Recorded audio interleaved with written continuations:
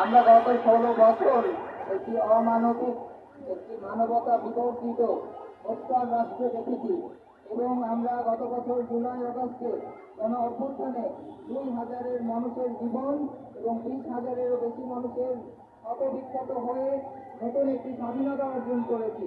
তাহলে নতুন এই স্বাধীনতার মাধ্যমে যে সরকার প্রতিষ্ঠিত হয়েছে, সেই সরকার কি তাহলে দেশকে আবারও একই গুণফলের রাজত্ব বানাতে চায় কিনা? যদি সরকারকে একই দিকে না যায়, তারা যদি জনগণের আকাঙ্ক্ষাকে বাস্তবায়ন করে প্রকৃতপক্ষে একটি নিরাপদ একটি মানবিক রাষ্ট্র প্রতিষ্ঠা করতে চায়, সংস্কার করতে চায়, তাহলে মানবাধিকার অফিসের প্রশ্নটা আসে কিভাবে? এই প্রশ্নটাকে তখনই আসে যেই দেশে মানবাধিকার লঙ্ঘিত হচ্ছে। তাহলে রাষ্ট্র এই নতুন সরকারকে আমাদের মানবাধিকার নিশ্চিত করতে ব্যর্থ কিনা? যদি এই সরকার মানবাধিকার নিশ্চিত করতে দেশে ব্যর্থ হয়, তাহলে সরকার আমাদের স্পষ্টভাবে জানিয়ে দিক তারা কোনটা কোনটা করতে ব্যর্থ হবে। আমরা আবার রক্ত দিয়ে আমরা সেই অধিকার প্রতিষ্ঠা করবেন। সরকার মহোদয় বসে থাকবেন, দেখাবেন আমি বিচার করছি, সংস্কার করছি, কাজ করতে এদের বিপরীত, এই ব্যাটিস্ট আচরণ এদেশে আর চলবে না। এমন একটি রাষ্ট্র চাই যে রাষ্ট্রে বহির্দেশ থেকে সেখানে মানবাধিকার রক্ষা করার প্রয়োজন হবে না।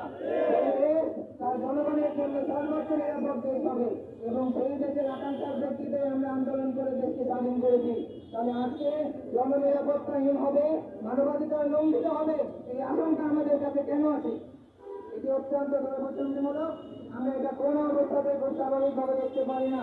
তার সাথে সরকারের বিগত নারী সংস্কার কমিশনের নামে বিকৃত, জঘন্য সমাজ এবং ধর্মবিরোধী মতবাদ হাজির করতে আমরা দেখেছি। এখন আবারও মানবাধিকার কমিশনের নামে সমকামীদের অধিকার প্রতিষ্ঠা এবং জুলাই গণহত্যা সহকারে জঘন্যতম হত্যাকারী নরহত্যাকারীদের বিচারের সর্বোচ্চ শাস্তি দ্বারা প্রবেশ করতে চাই, এটির ব্যাপারে আমরা কখনোই উদাসীন থাকতে পারি না। আমাদের বক্তব্য স্পষ্ট, মানবাধিকার কমিশনের কোনো প্রয়োজনীয় বাংলাদেশের নয়। বাংলাদেশের যে সংস্কার করার মাধ্যমে রাষ্ট্রকে নিরাপদ করা যাবে, সেই সংস্কার করার মাধ্যমে মানুষের মানবাধিকার প্রতিষ্ঠা করা যাবে, সেই সংস্কার করার আগ পর্যন্ত বাংলাদেশে কোনো নির্বাচনের প্রয়োজন নাই। বাংলাদেশের রাষ্ট্রের যদি গভীর সমস্যা থেকে থাকে, যদি সরকার এটি উপলব্ধি করেন যে তারা এটা সংস্কার করতে পারবেন না, তাহলে আমরা নতুন সংস্কার এখানে প্রতিষ্ঠা করবো ইনশাআল্লাহ।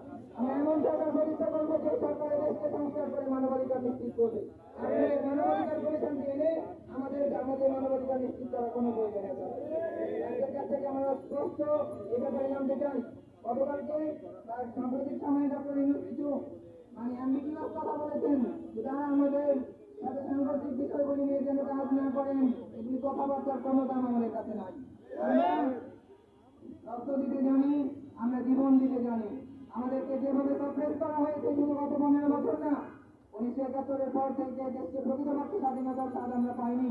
আমরা এবার প্রকৃতপক্ষে স্বাধীন হতে চাই, প্রকৃতপক্ষে মর্যাদাশীল একটি দেশ হতে চাই, একটি নিরাপদ মানবিক হতে চাই। সেই রাষ্ট্র প্রতিষ্ঠার যদি এই সরকার ব্যর্থ হন, আপনারা আমাদেরকে জানিয়ে দিয়ে বিদায় নেন, আমরা সরকার গঠন করে আমরা রাষ্ট্র চালাবো। রাষ্ট্র বক্তব্য এই মানবাধিকার কমিশনের দেশের আন্তর্জাতিক অবস্থার সাথে সাংঘর্ষিক, এদেশের ধর্মীয় মূল্যবোধের সাথে সাংঘর্ষিক এবং জুলাই অভ্যুত্থানের কোন আকাঙ্ক্ষার সাথে সাংঘর্ষিক। তাহলে বাংলাদেশকে একটি যুদ্ধবিধ্বস্ত দেশের তালিকাভুক্ত করার মতো চেষ্টা, বাংলাদেশের আন্তর্জাতিক মহলে আমাদের দেশকে ছোট করার প্রচেষ্টা, অথবা আগামী দিনে আমাদের দেশের ভাবমূর্তি ক্ষুণ্ণ করে আমাদেরকে অমানবিক এবং মানবতার জন্য পশ্চিমাদের শপথ নিয়ে চলতে হয় এরকম একটি দেশের কাতারে দাঁড় করানো এই অপচেষ্টাকে আমরা সম্পূর্ণভাবে বর্জন করি। আমাদের সুস্পষ্ট বক্তব্য, বাংলাদেশ থেকে মানবাধিকার কমিশনের সকল কার্যক্রম স্থগিত করে দিতে হবে। বাংলাদেশের যেই প্রাতিষ্ঠানিক প্রতিষ্ঠার মাধ্যমে মানবাধিকার নিশ্চিত করা যাবে, যে জুডিশিয়ারির ইন্ডিপেন্ডেন্স নিশ্চিত করার মাধ্যমে মানবাধিকার নিশ্চিত করা যাবে, আমাদের দেশে মানবাধিকার কমিশনকে গঠন করার মাধ্যমে মানবাধিকার নিশ্চিত করা যাবে, আইনগত কোনো ত্রুটি থাকলে সেই আইনের সংস্কার করার মাধ্যমে যেভাবে মানবাধিকার প্রতিষ্ঠা করা যাবে দেশের মাধ্যমে, আমরা সেটি চাই। সেই এজেন্ডাকে সামনে নিয়ে আসুন, আমরা আপনাদের পাশে থাকবো। কিন্তু আমাদেরকে কোনোভাবেই কোনো নাটক সিনেমা দেখিয়ে ভুল বোঝানোর চেষ্টা করবেন না। আপনাদের চরিত্র আমরা ভালো করে জানি। আমরা এই মুহূর্তে আপনাদেরকে মেনে নিয়েছি বড় শয়তান ঠেকানোর জন্য ছোট শয়তানকে ভালো নিয়েছি।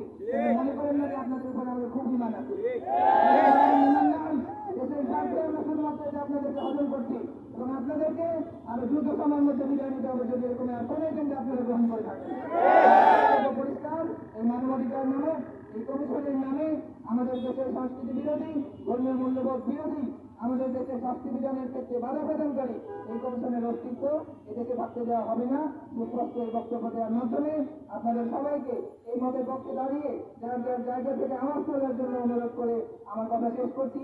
যারা এই গরমের মধ্যে এখানে দাঁড়িয়েছেন, এই জাতীয় গুরুত্বপূর্ণ এজেন্ডাতে যারা সহমত পোষণ করেছেন, সবাইকে আন্তরিকভাবে ধন্যবাদ জানিয়ে আমার কথা শেষ করছি। আসসালামু আলাইকুম রহমতুল্লাহ।